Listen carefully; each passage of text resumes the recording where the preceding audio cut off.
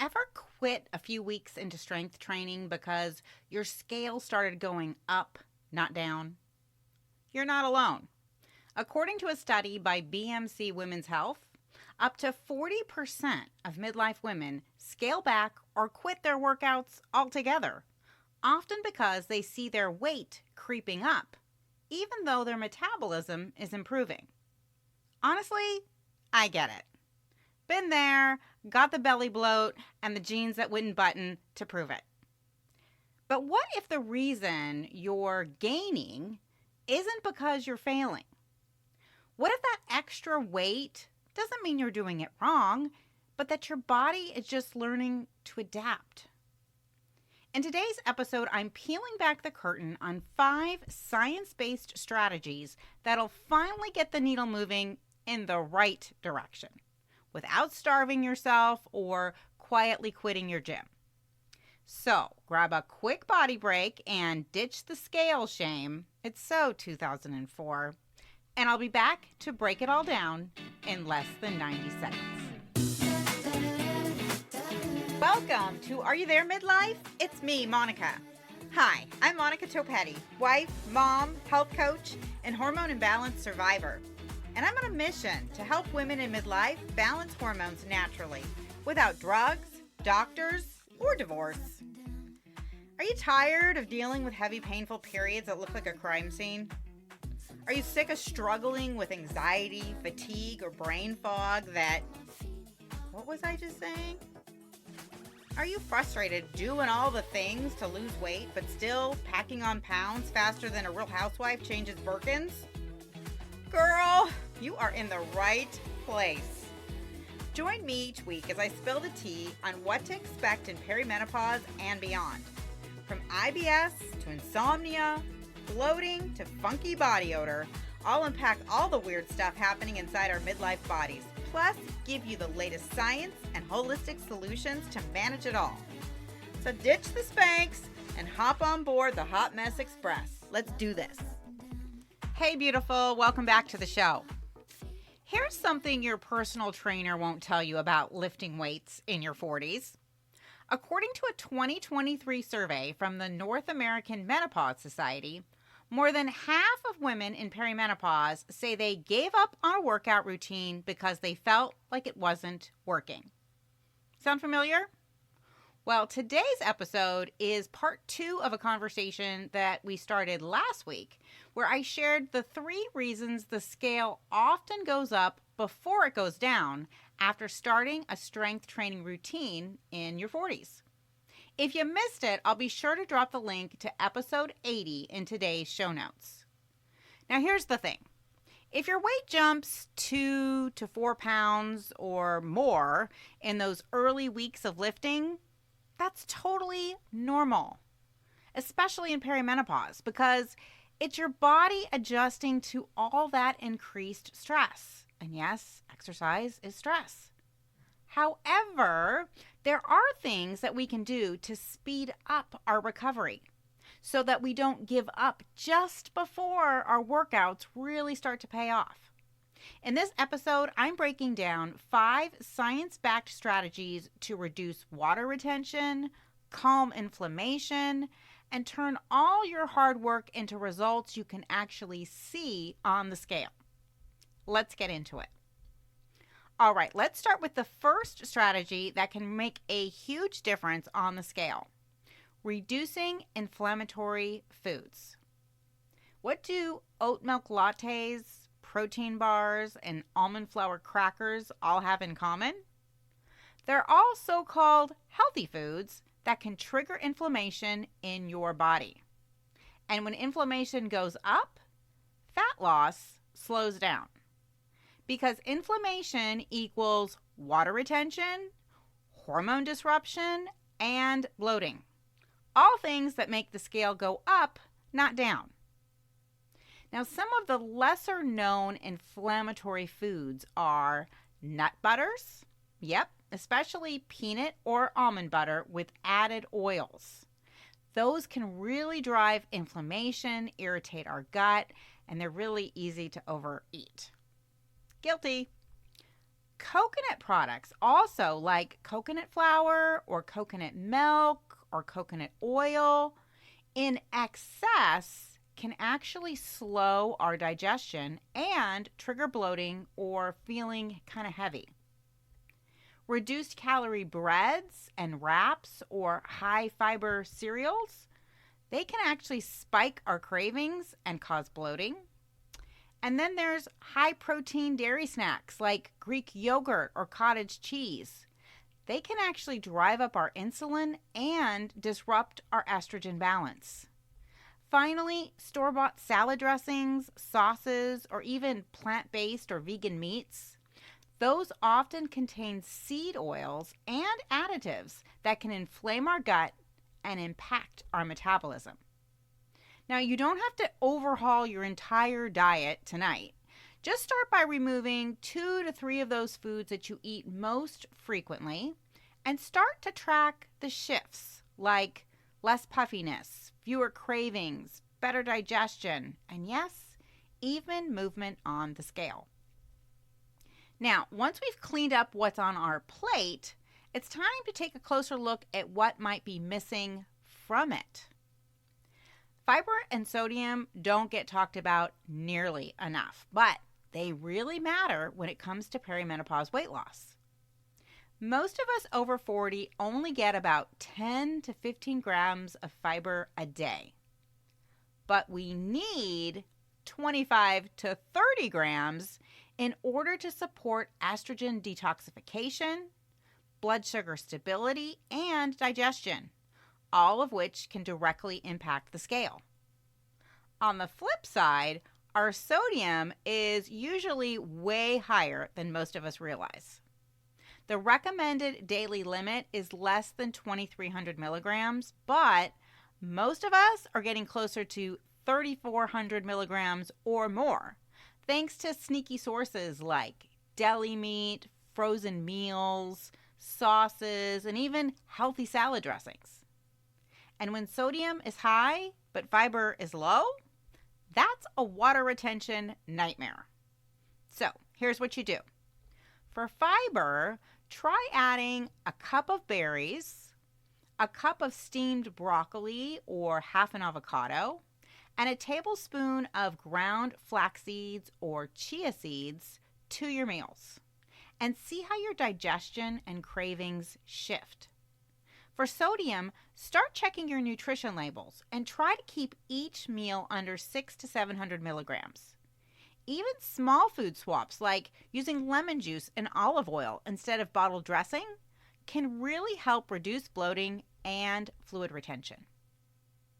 Now that our meals are on point, the third strategy is all about resetting our cortisol curve. Now, our cortisol curve refers to our body's natural stress rhythm.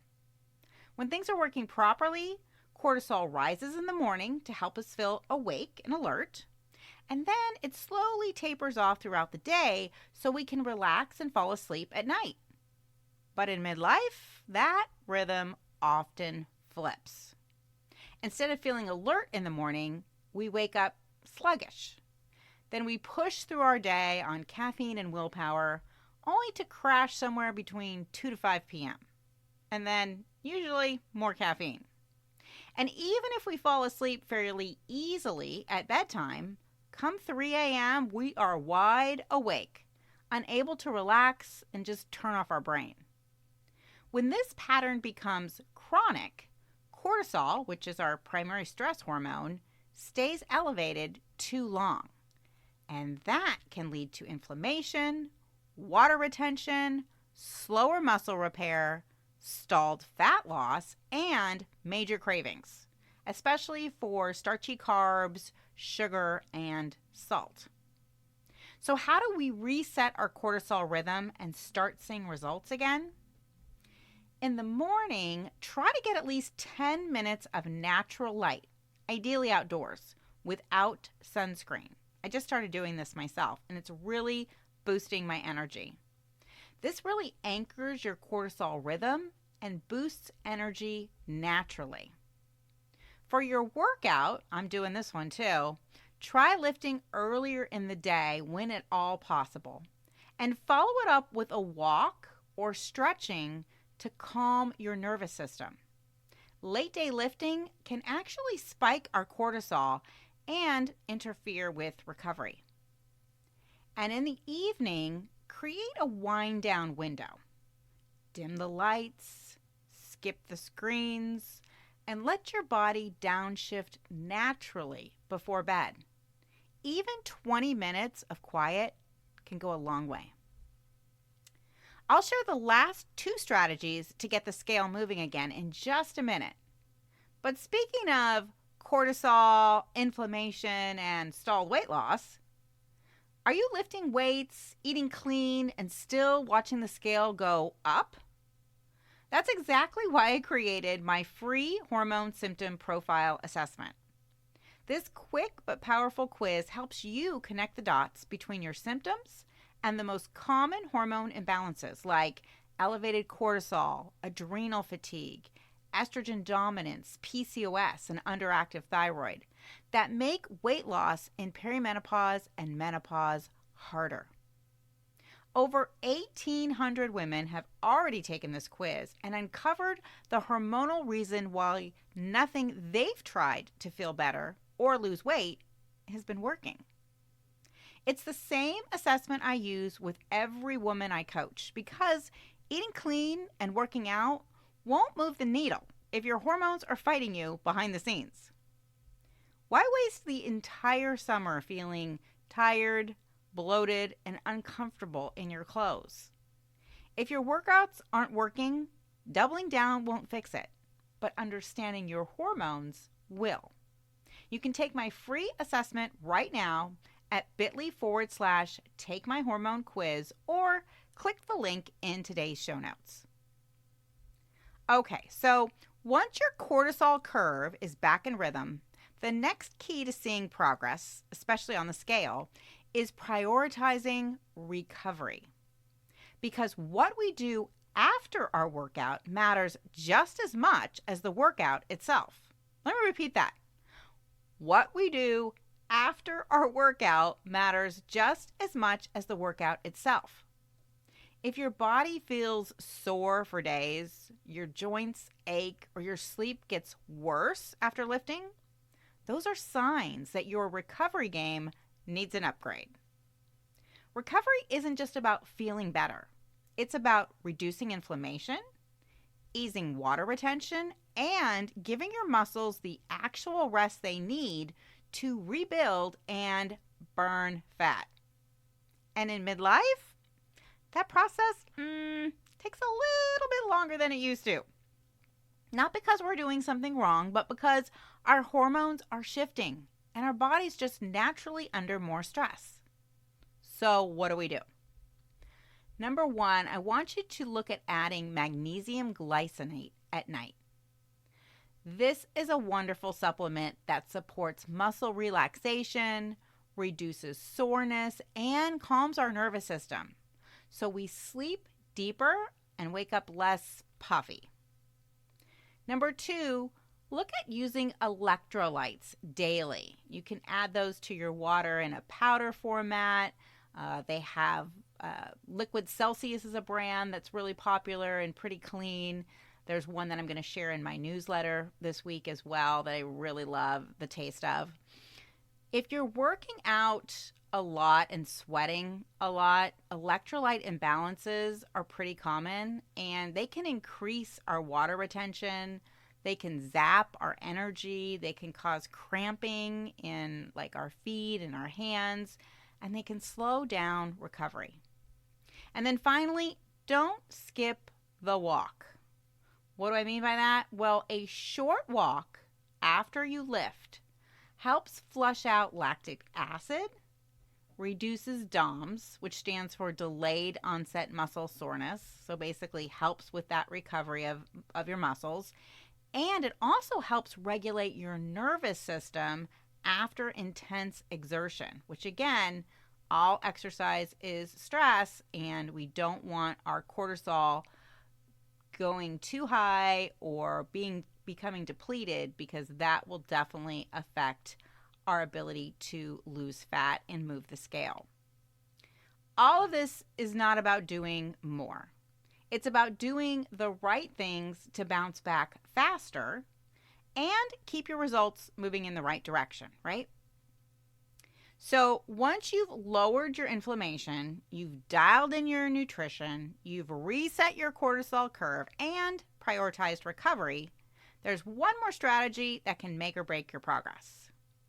And that's tracking the trends, not just the scale. Because if you're only looking at that number on the scale to measure your success, you're missing half the story. I know. I grew up in the generation where I weighed myself probably 5 times a day in high school. After every meal, after I went to the bathroom, I was obsessive. And I was also in the generation that believed, if your number was low on the scale, you were going to have a good day. And if your number was higher on the scale, you were going to have a bad day. But in midlife especially, we need to realize that that number is often deceiving. And if you've ever scrolled through Instagram and you've seen those influencers in their 20s and 30s that, weighed way more now than they did 10 years ago, but their body composition or their fat percentage is greater and they look tinier, you understand that it's not just about the scale. This is true especially in perimenopause when water retention, inflammation, and hormone shifts can throw that number off for days or even weeks. So instead, what I want you to do is start tracking the trends that actually reflect what's changing in your body. So what do I mean by that? Number 1, how are your clothes fitting? How is your energy holding up throughout the day? How fast are you recovering between your workouts? Is your sleep more restful? Are your cravings less intense? How puffy, bloated, or inflamed do you feel, especially around your cycle? Now's also the perfect time to snap a progress photo or grab a tape measure because most of us are going to lose inches before pounds. And measuring our progress is how we stay motivated before the scale eventually catches up. Because the number on the scale will eventually go down if you're doing all the right things, but only if you don't quit before it does, right? So here's the magic question, the $1 million question. When should you expect to see real progress?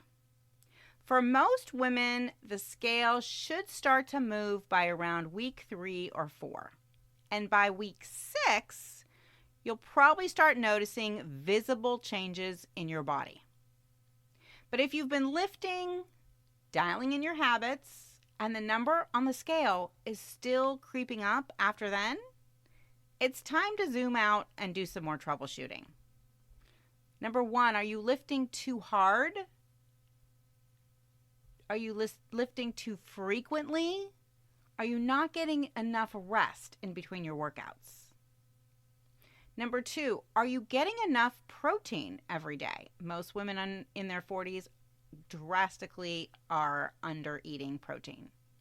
Are you staying in a slight calorie deficit? Because yes, we still need to worry about calories to a degree. And are you eating enough fibrous carbs and healthy fats? Balanced macronutrients. And number 3, is your stress, your sleep, your cortisol levels, or another hormone imbalance still working against you? You need to get that in check as well. When the scale keeps trending upward, it's often a sign to reevaluate your hormones, your training intensity, your inflammation load, or your macronutrient balance. And that's exactly what we're going to dive into next week when we discuss, are you eating the right macros for perimenopause weight loss? Until then, wishing you health, happiness, and fewer hot flashes. Hey friend, can I call you friend? Because I already feel like we're friends in my head. Did this podcast teach you something, make you laugh, or feel less like an alien? If so, I would be so incredibly grateful if you could take just 60 seconds to rate, review, and subscribe. That is the number one way you can thank me and support the show. Until next week, stay cool and keep away from sharp objects.